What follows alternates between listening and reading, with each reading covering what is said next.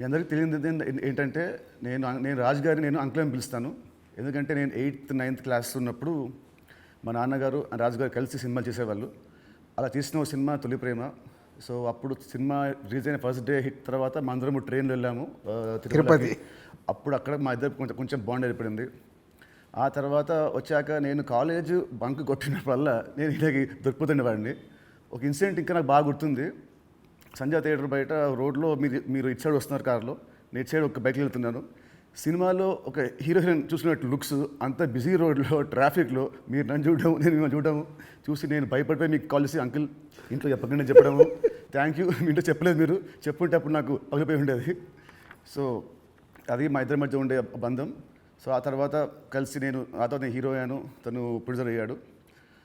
And uncle first మీ ఇండస్ట్రీకి వచ్చింది నాకు గుర్తున్నంత వరకు మీరు హీరో అవుదాం వచ్చారంట, కరెక్టా కాదా? ఒక సినిమా స్టార్ట్ కూడా అయింది, మధ్యలో అయిపోయింది. ఇది కరెక్టా ఫాల్సా? కాదు, ఫాల్స్. పక్క పక్క పక్క ఫాల్స్. ఓకే, మీ ఫస్ట్ సినిమా దిల్. ఆ సినిమా స్టార్ట్ ఎలా అయిందంటే అప్పటికి ఆది ఇంకా రిలీజ్ అవ్వలేదు, జయం రిలీజ్ అవ్వలేదు. వినాయక్ గారిని మా నాన్నని హోటల్లో కూర్చోబెట్టి ఎప్పుడు సినిమా రిలీజ్ కంటే ముందే మీరు దాన్ని లాక్ చేశారు. అసలు మీ నమ్మకం ఏంటి, మీ ధైర్యం ఏంటి? రిలీజ్ కాకముందే అప్పటికి ఆది మూవీ రిలీజ్ అయింది, నీ జయం రిలీజ్ కాదు. అప్పటికి ఆది రిలీజ్ అయ్యి వినయ్ నేను బేగంపేట సైడ్ వెళ్తున్నాము, నీ జయం పోస్టర్స్ ఉన్నాయి. ఓకే.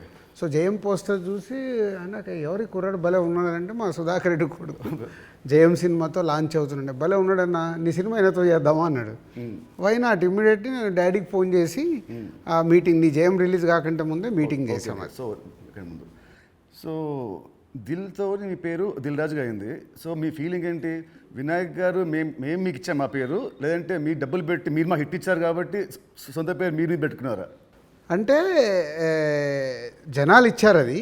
పోతే నీకు గుర్తుందో లేదో, ఆ దిల్ టైటిల్ మన దగ్గర లేకుంటే దిల్ పెడదామని నితిన్ అడిగినప్పుడు బూరుపల్లి శివరామకృష్ణ గారి దగ్గర ఆ టైటిల్ ఉంది. నేను వెళ్ళి అడిగి ఆ టైటిల్ తీసుకొచ్చాను, మాకు ఈ సినిమా బాగుంటుందండి అని. So thanks to Burupalli Sivaramakrishna గారు, ఆ టైటిల్ ఇవ్వడం వల్ల అది దిల్ రాజు అనేది బ్రాండ్ అయిపోయింది, ట్యాగ్ అయిపోయింది. సో ఇప్పుడు మీరు ఎస్విసితో పాటు లార్వేన్ ఏ company, Dil Raju productions, Dil Raju dreams, ఇలా మీ బయోపిక్కి తగ్గట్టు కంటెంట్ని బాగా గట్టిగా చేస్తున్నారు. So next Dil Raju directs అని చూడొచ్చా? లేదు. ఎందుకు? ప్రస్తుతానికి లేదు. సినిమా మీకు కెమెరా తెలుసు, మీకు నాలెడ్జ్ ఉంది, ఎడిటింగ్ తెలుసు, అన్నీ తెలుసు, మీకు ఎందుకు తీయట్లేదు? సో నాకు డైరెక్షన్ చెయ్యాలని ఎప్పుడు ఆలోచన రాలేదు. యాక్చువల్ వివి వినాయక్ ఆ బొమ్మరిల్ అయిన తర్వాత నాకు సజెస్ట్ చేశాడు, అన్న నువ్వు డైరెక్షన్ చేసేయగలుగుతావు, చెయ్యు అని. లేదు వినయ్ అని, లేదు నేను చెప్తున్నా కదా విను, వివి రాజేంద్ర ప్రసాద్ గారు లేక నువ్వు డైరెక్షన్ చేయగలుగుతావు, నువ్వు చెయ్యు అని.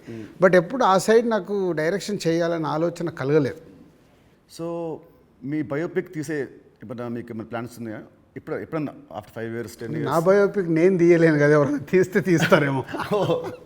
సరే, ఎవరు తీస్తే దాంట్లో అంత ఉంటుందా, ఆ కంటెంట్ ఉంటుందా? డెఫినెట్గా ఉంటుంది. అంటే ఇట్స్ బిగ్ జర్నీ కదా నాది. ఇప్పుడు ఫిలిం ఇండస్ట్రీ 94 వచ్చాను, 94కి వచ్చిన తర్వాత ఇప్పుడు ఆల్మోస్ట్ 30 years ప్లస్. ఎన్నో అప్ అండ్ డౌన్ చూశాను, ఎన్నో అన్ని చూసుకుంటూ వచ్చాను.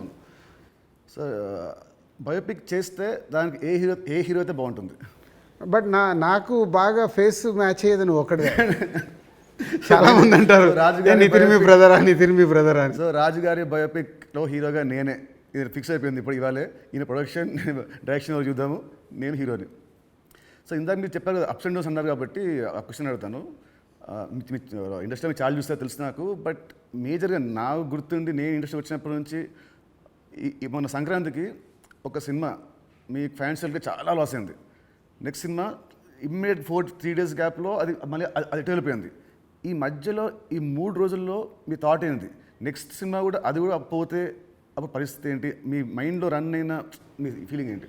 లేదు అంటే నాకు ఇప్పుడు 10th సినిమా రిలీజ్ అయినప్పుడు నాకు అర్థమవుతుంది ఫైనాన్షియల్గా ఇది డ్యామేజ్ జరగబోతుంది. సో అటు డిస్ట్రిబ్యూటర్స్ అందరు కూడా లోలో ఉన్నారు. పోతే 14th రిలీజ్ అవుతున్న సినిమా షూర్ షాట్గా సూపర్ హిట్ అని చాలా గట్టి నమ్మకంతో ఉన్నాను. అంటే 90% నీకు తెలుసు, నేను ఎడిటింగ్ రూమ్లో చూసినప్పుడే నాకు చెప్పగలుగుతాను సినిమా వర్క్ అవుతుంది అవ్వట్లేదు. అట్లా సంక్రాంతికి వస్తున్నాం అనే సినిమా మీద ఐఎమ్ ఫుల్ కాన్ఫిడెంట్గా ఉన్నాను. సో ఆ 3 days అదే ఎనర్జీతో ఉన్నాను. ఎస్, నో ప్రాబ్లం, ఒకటి వస్తుంది. ఇది ఎంత డ్యామేజ్ అవుతుంది, అది ఎంత రికవర్ చేస్తారో నంబర్స్ తెలియదు. బట్ అది మ్యాజిక్ అనేది ఇట్స్ ఎ మిరాకిల్. బట్ ఆ పీరియడ్లో యూఆర్ కాన్ఫిడెంట్ కాన్ఫిడెంట్ మళ్ళీ ఇది అయిపోయింది మళ్ళీ నేను అంటే ఒక సినిమా రిలీజ్ ముందు నాకు మేబీ నా సిక్స్త్ సెన్స్ కావచ్చు, చూస్తున్న కంటెంట్ వల్ల కావచ్చు, చెప్పగలుగుతాను 90% మిస్ అవ్వను. సో దిల్ చేయడం వల్ల మీరు దిల్ రాజు అయ్యారు.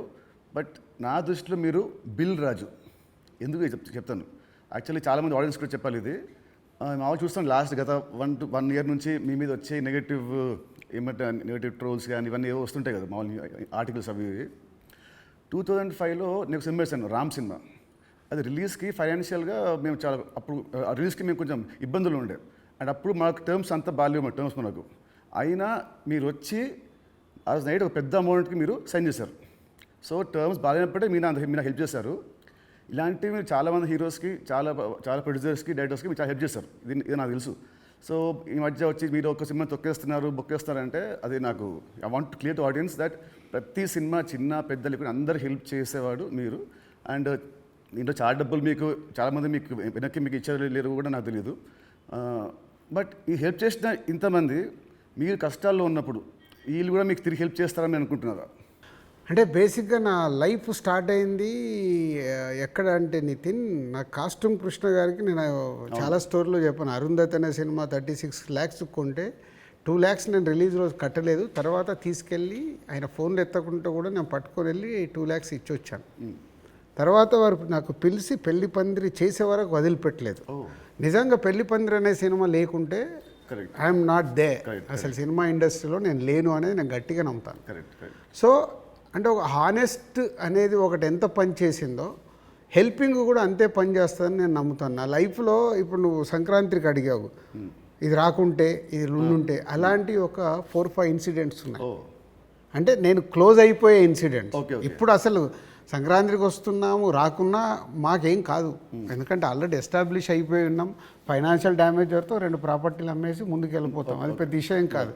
కానీ నేను నార్మల్గా ఉన్నప్పుడు కూడా ఇలాంటి ఇన్సిడెంట్స్లోకి వెళ్ళి నేను దాటుకుంటూ వచ్చాను. అంటే అది ఎప్పుడు అదే నేను నమ్మేది, వెన్ వీఆర్ హెల్ప్కు మనం ముందుంటామో మన కష్టం వచ్చినప్పుడు భగవంతుడే తిరిగి ఇస్తాడని. అది నా లైఫ్లో 3-4 ఇన్సిడెంట్ నాకు సినిమా ఫీల్డ్లో జరిగాయి. దిల్ మీరు అప్పుడు చేసినప్పుడు ఆ రోజుల్లో ఇట్ వాజ్ ఆ రోజు సినిమాకి ఖర్చు మీరు బాగా పెట్టారు. ఆ రోజు బాగా పెట్టారు. అండ్ అందుకే అప్పటికి మన వినాయక్ గారికి ముందు సినిమా కూడా అంత ఆడలేదు, బట్ స్టిల్ మీరు ఖర్చు బాగా పెట్టారు. ఆ సినిమా హిట్ అయింది, దాంతో మీ లైఫ్ మారిపోయింది. ఇప్పుడు తమ్ముడు సినిమాకు ఒక రిఫరెన్స్ లేకుండా కూడా మీరు సినిమాని ఇంత ఖర్చు పెట్టారు. దీని మీద నమ్మకం, కథ మీద నమ్మకమా, డైరెక్టర్ మీద నమ్మకమా, ఆర్ ఈ తమ్ముడు సినిమా మీకేం తెస్తుంది? పేరు తెస్తుందా, డబ్బు తెస్తుందా? అంటే ఈ సినిమాకు బేసిక్గా నేను క్రెడిట్స్ ఇచ్చేది డైరెక్టర్కే. ఎందుకంటే ఎంసీఏ అండ్ వకీల్ సాబ్ తర్వాత ఆయన రాసుకున్న కథని ఇప్పుడు ఉన్న సినారియోలో అంటే ప్రేక్షకుల్ని థియేటర్కి తీసుకొచ్చి ఒక ఎక్స్పీరియన్స్ ఇవ్వాలని ఏదైతే చూశాడో, అందుకే నువ్వు కూడా షూటింగ్లో చూసినావు, ఆయన తీసుకుంటూ వెళ్తుంటే నేను ఎప్పుడు ఆపలా. ఒక డైరెక్టర్ ఏమో అడుగుతున్నాడు, ఎలా అచీవ్ చేయాలి, అది అచీవ్ చేయండి అని చెప్పా.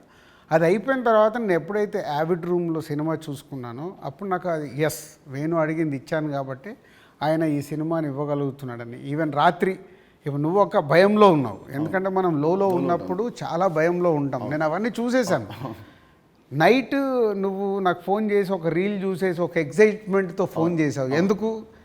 అది ఇప్పుడు మనం చూస్తున్నాం, ఒక సినిమా ఇలా షేప్ అయింది, సౌండ్తో ఇలా చూసినప్పుడు ఇలా ఉంది, ఒకటి ఉంటుంది కదా, అదే ఎగ్జైట్మెంట్. అదే నన్ను తమ్ముడికి ఎంతైనా ఆలోచించకుండా డైరెక్టర్ అడిగినట్టు చేయమని చెప్పాను.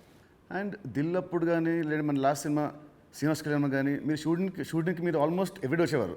ఈ సినిమాకి మీరు ఉట్టి 2 సార్లు వచ్చారు, అది కూడా గంట సేపు. ఎందుకు? డైరెక్టర్ మీద నమ్మకమా, లేదా మీరు బిజీగా ఉండి మీరు మా సినిమాని మీరు పట్టించుకోలేదా? అంటే 2 things. ఇప్పుడు అనిల్ రావిపూడి కానీ, వంశీ పైడిపల్లి కానీ, అలాగే ఇప్పుడు శ్రీరామ్ వేణు కానీ, అంటే నాతో వాళ్ళందరికీ big journey, number of movie చేస్తున్నాం. అంటే వాళ్ళ వేవ్ లెంత్ ఏంటో నాకు తెలుసు.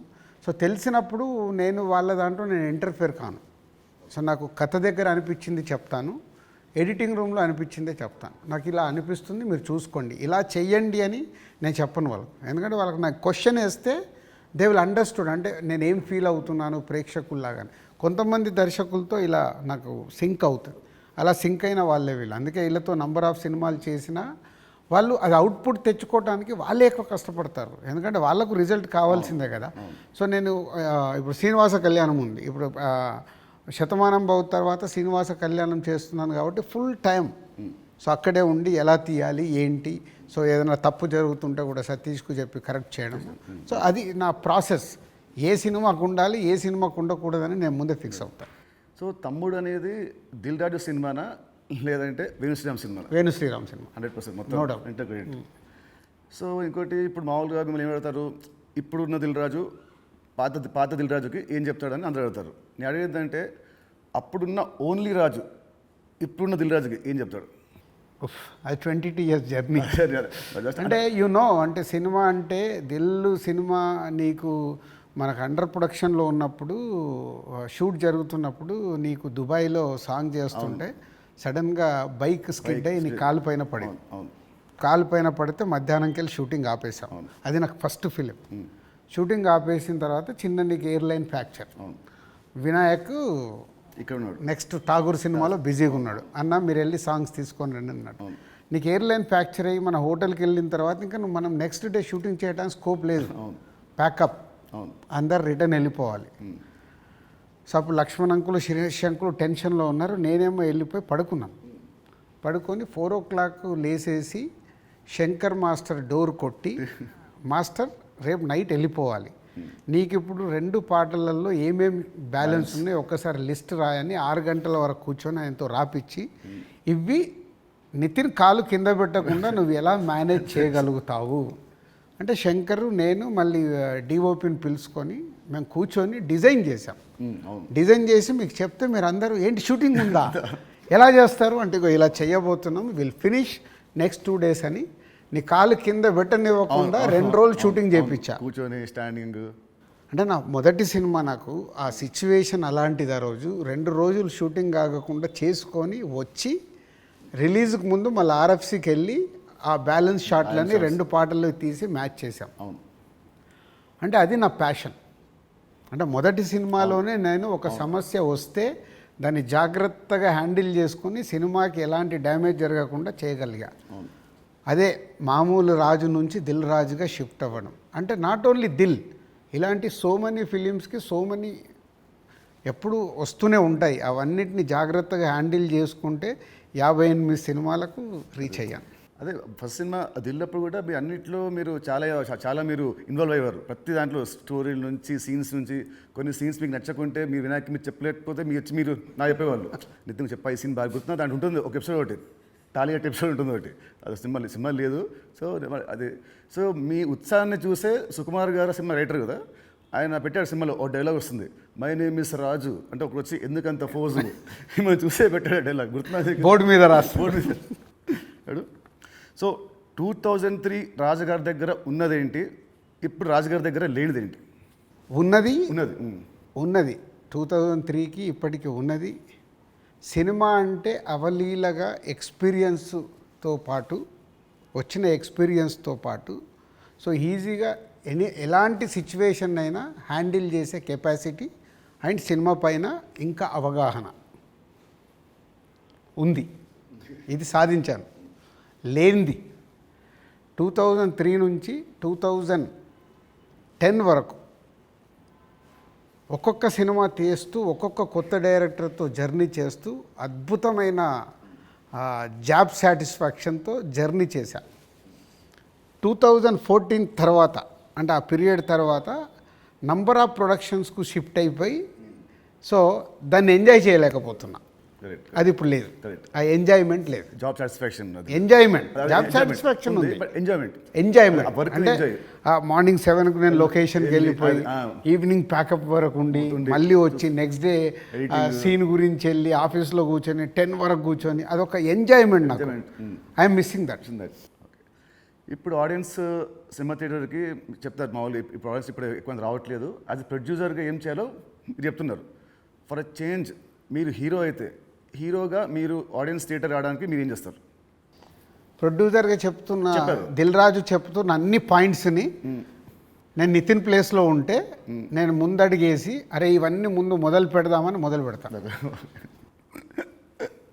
సరే, దిల్కి అండ్ తమ్ముడికి ఈ మధ్యలో మీరు ఏమంటారు నా పర్ఫార్మెన్సా నాలో చూసిన చేంజ్ ఏంటి, మార్పు ఏంటి, ప్లస్ అండ్ మైనస్? ప్లస్లు చాలా నువ్వు అప్పటికి ఇప్పటికీ ఏంది న్యాచురల్గా ఒక 22-23 ఇయర్స్ నువ్వు యాజ్ యాక్టర్గా ఇక్కడ వరకు జర్నీ చేసావు. అంటే నాకంటే సీనియర్ నువ్వు యాక్చువల్ 1 ఇయర్ సీనియర్. నేను 2003లో ప్రొడ్యూసర్ని అయ్యా, నువ్వు 2002లోనే హీరో అయ్యావు. అంటే నాకంటే 1 ఇయర్ సీనియర్. సో నీకున్నది ఆ ఎక్స్పీరియన్స్ వచ్చింది ప్లస్. సో ఆ ఎక్స్పీరియన్స్తో నేను ఎలా హ్యాండిల్ చేస్తున్నానో థింగ్స్ని హ్యాండిల్ చేయగల కెపాసిటీ వచ్చింది, మేనేజ్ చేయగలిగే కెపాసిటీ లేనిది. అంటే 23 సంవత్సరాలలో నువ్వు అంటే ఇప్పుడు ఒక దిల్ రాజుగా నేను నీకంటే జూనియర్ని 1 ఇయర్ని సాధించుకుంటూ ఒక టాప్లోకి వచ్చా. నితిన్ని నేను అలా ఊహించా. నేను దిల్ సినిమా చేస్తున్నప్పుడు, ఆర్య సినిమా చేస్తున్నప్పుడు బన్నీని, దిల్ సినిమా చేస్తున్నప్పుడు నిన్ను, అంటే వీళ్ళు నాకు ఫ్యూచర్ స్టార్స్ అని ఊహించా. కానీ నువ్వు ఆ మార్క్ అచీవ్ చేయలేకపోయావు. నువ్వు కోల్పోయింది అదే అనేది నా ఫీలింగ్. ఇప్పుడు తమ్ముడితో నాకు మళ్ళీ వస్తుందనుకుంటారా ఆ పూర్వ వైభవం? తమ్ముడితో సక్సెస్ఫుల్ హీరోగా వస్తావు, కానీ ఇది సరిపోదు. ఎల్లమ్మతో కొట్టాలి. సో దిల్కి సీక్వెల్ చేసే ప్లాన్ ఏమైనా ఉందా? ఎందుకంటే అదొక మంచి బ్రాండ్ వాల్యూ. మళ్ళీ వినాయక్ గారితో నాతోని దిల్ పార్ట్ 2 అంటే అప్పుడు ఫాదర్ క్యారెక్టర్ నువ్వు వేయాలి, కొడుకు క్యారెక్టర్ నువ్వు వేయాలి. ఉంది కదా, ఇలాగ సినిమాలో ఉంది కదా, ఇచ్చాం కదా మనం లీడ్. కరెక్ట్, సినిమాలో మనకు లీడ్ ఉంది, మన సినిమా లీడ్ ఉంటుంది. అది వేసుకొని లాస్ట్ సీన్ అదే ఉంటుంది, ప్రకాష్ రాజ్ గారిది ఫోటో మీదకి వెళ్ళి రివీల్ చేస్తే అలా చేయాలి. అప్పుడు 1 word ఆన్సర్స్ కావాలి. 1 word or 2 words మీ ఇష్టం. 1-2 words ఆన్సర్స్. మీకు చెప్తాను కొన్ని పేరు వినగానే మీకు వచ్చే ఫస్ట్ మీ థాట్స్. పవన్ కళ్యాణ్ గారు is my star. Mahesh Babu గారు. మహేష్ గారు మా ఇద్దరికి ఒక తెలువని అండర్లింక్ ఉంటుంది. ప్రభాస్ గారు ఈజ్ మై డార్లింగ్. ఎన్టీఆర్ గారు. మై నాన్న. నాన్న అని పిలుస్తాను నేను. ఓ అదేంటి ఆ లింక్ ఏంటి? అది అప్పుడు తారక్తో డిస్ట్రిబ్యూటర్గా ఉన్నప్పుడు క్లోజ్నెస్ ఉండి బృందావనం చేస్తున్నప్పుడు అప్పటికి కొడాలి నానిగారు వీళ్ళందరూ తారక్తో ఉండేవాళ్ళు. వాళ్ళందరూ నాన్న నాన్న అని పిలిస్తే నాకు అది ముద్దుగా అనిపించేది. అంటే నాకు ఈ అవకాశం ఉంది కదా అని అప్పటి నుంచి నేను కంటిన్యూ. తారక్ నన్ను అన్న అంటాడు, నేను నాన్న అంటాను. బాగుంది. Charan garu. His megastar son. So ఒక సినిమా అంటే ప్యాషన్గా మెగాస్టార్ సన్ అయినా ఎదుగుతూ వచ్చిన is a star hero. Allu Arjun garu. Bunny is my brother. Next Shirish Reddy garu. Shirish అందరికీ తెలిసింది మై బ్రదర్. పోతే మా ఇద్దరికి సినిమా దాంట్లో ఎప్పుడు ఒక కాన్ఫ్లిక్ట్లో ఉంటాం. అవునా? ఓకే. అంటే ఆలోచన విధానంలో కాన్ఫ్లిక్ట్గా మాట్లాడుతుంటాం, బట్ కన్క్లూడ్ చేస్తాం. రిజల్ట్ ఉంటుంది మాకు. About Venu Sriram. Venu is my boy. Thammudu సినిమాని 3 ముక్కలో చెప్పాలంటే Thammudu, what is Thammudu for you? Nithin నాకు తమ్ముడు, వేణు నా తమ్ముడు. తమ్ముడు సినిమా మీకు పేరు తెస్తుందా, మీకు డబ్బు తెస్తుందా? ఫస్ట్ పేరు తెస్తుంది, తర్వాత నేను పెట్టిన డబ్బు తెస్తుంది, ఇంకా అద్భుతాలు జరిగితే లాభాలు తెస్తుంది. సో July 4th సినిమా వస్తుంది తమ్ముడు. సో ఆడియన్స్కి మీరేం చెప్తారు? ఎస్, అన్ని ఇంటర్వ్యూలలో చెప్తున్నట్టే. సో ఈ సినిమా, ప్రతి సినిమా అందరికీ ఇంపార్టెంటే. ఈ సినిమా వేణు శ్రీరామ్, సో ఎంసీఏ వకీల్ సాబ్ తర్వాత బెస్ట్ సినిమా, ఆడియన్స్కి ఒక ఎక్స్పీరియన్స్ సినిమా ఇవ్వాలని చాలా కష్టపడి అవుట్పుట్ ఒక రేపు ఎక్స్పీరియన్స్ ఇవ్వబోతున్నాడు అవుట్పుట్తో. సో అది నో డౌట్. సో దిల్ రాజుగా నాకు సంక్రాంతికి వస్తున్నాం ఒక బ్లాక్ బస్టర్ అయితే, దాని తర్వాత మా బ్యానర్ నుంచి వస్తున్న వెంకటేశ్వర క్రియేషన్ నుంచి వస్తున్న ఒక మంచి సినిమాతో దిల్ రాజు మీ ముందుకు తీసుకొస్తున్నాడు ఈ సినిమాని. ఇది నాకు సక్సెస్తో పాటు ఒక ఎనర్జీని ఇస్తుంది. బట్ నితిన్కి ఇది సక్సెస్ చాలా అవసరం. సో ప్రాపర్గా సినిమాని మీకు నచ్చే విధంగా రెడీ చేసి మీకు తీసుకొస్తున్నాం. July 4th మీరు థియేటర్కి రండి, ఫ్యామిలీస్తో వచ్చి మీరు ఎంజాయ్ చేస్తారు సినిమా, అది నా ప్రామిస్. ఎంజాయ్ చేసిన సినిమాని బయటికి వెళ్ళిన తర్వాత మీరే చెప్తారు ఒక వావ్. అంటే నితిన్కి ఒక కొత్త సినిమా, కొత్త అప్రోచ్. ట్రైలర్ కంటే ముందు తమ్ముడు వేరు, ట్రైలర్ వచ్చిన తర్వాత నితిన్తో ఇలా తీశారు ఆ సినిమా అన్నారు. అది ఫస్ట్ పాయింట్. అలాగే తమ్ముడు అని టైటిల్ పెట్టుకొని ఏ సర్టిఫికేట్ తీసుకున్న దిల్ రాజు. సో ఇది సెకండ్ పాయింట్. అంటే థియేటర్ ఎక్స్పీరియన్స్ కోసం కాంప్రమైజ్ అవ్వకుండా ఏ సర్టిఫికేట్ కూడా తీసుకున్నాము. యూఏ సెన్సార్ వాళ్ళు కొంచెం లెంత్ తగ్గించుకొని యూఏ తీసుకోండి అన్న కానీ ఏ సర్టిఫికేట్ తీసుకోవడానికి థియేటర్లో ఎక్స్పీరియన్స్ మిస్ అవ్వకూడదు. ఏదైతే డైరెక్టర్ అనుకున్నాడో, నితిన్ ద్వారా ఏదైతే మీకు అందివ్వాలనుకున్నాడో, నితిన్ చుట్టూ ఒక 5 ఉమెన్ని పెట్టి ఒక కాన్సెప్ట్ ఫిలింగా 80% ఆఫ్ ద ఫిలిం మీకు ఫారెస్ట్లో ఉంటుంది. ఇది 24 అవర్స్లో జరిగే కథ. ఒక ఎక్స్పీరియన్స్ మట్టుకు డెఫినెట్గా ఈ సినిమాతో పొందుతారు. Please come and watch in theatres from July 4th. తమ్ముడు సినిమా ఉంది. తమ్ముడు సినిమా రిలీజ్ కాకముందే మీరు నాకు ఎల్లమ్మ అనే ఒక కథ వినిపించారు. మామూలు ఇండస్ట్రీలో ఉంటుంది, ఈ సినిమా హిట్ అయితే నెక్స్ట్ సినిమా చేస్తాము అని ఉంటుంది. మీకు ఏంటి మళ్ళీ మీ మైండ్ సెట్ ఈ సినిమా రిజల్ట్తో సంబంధం లేకుండా నాతో నెక్స్ట్ సినిమా చేస్తున్నారు, ఇమీడియట్ సినిమా? సేమ్ నాకు సుబ్రహ్మణ్యం ఫర్ సేల్ జరుగుతుంది తేజుతో. అనిల్ రావిపూడి పటాస్ రిలీజ్ అయింది. పిలిచి అనిల్ సినిమా చేస్తా అన్నప్పుడు సుబ్రహ్మణ్యం ఫర్ సేల్లో ఒక సాంగ్ చూపించి ఈ హీరోతో సినిమా చేద్దామని చెప్పా. అప్పటికే పిల్ల నువ్వు లేని జీవితం చేశాం గీత వాళ్ళతో కలిపి. సో సుబ్రహ్మణ్యం ఫర్ సేల్ సినిమా హిట్ అవ్వబోతుందని నాకు అర్థమైంది. నాకు అర్థమై వైనాట్ అంటే పటాస్ పెద్ద హిట్ అయింది. సుబ్రహ్మణ్యం ఫర్ సేల్ హిట్ అయినప్పుడు వాళ్ళిద్దరు కలిస్తే సుప్రీం అయింది. ఓకే. సో ఇది అలాగే తమ్ముడుతో నితిన్కి మళ్ళీ సక్సెస్ వస్తుంది. బలగంతో ఆల్రెడీ వేణు సక్సెస్ కొట్టాడు. వీళ్ళిద్దరు కలిస్తే ఎల్లమ్మ అద్భుతంగా ఉంటుందని నా విజన్. ఓకే, మీ విజన్ మనస్ఫూర్తిగా అవ్వాలని కోరుకుంటున్నాను. Thank you uncle, thank you so much. Thank you.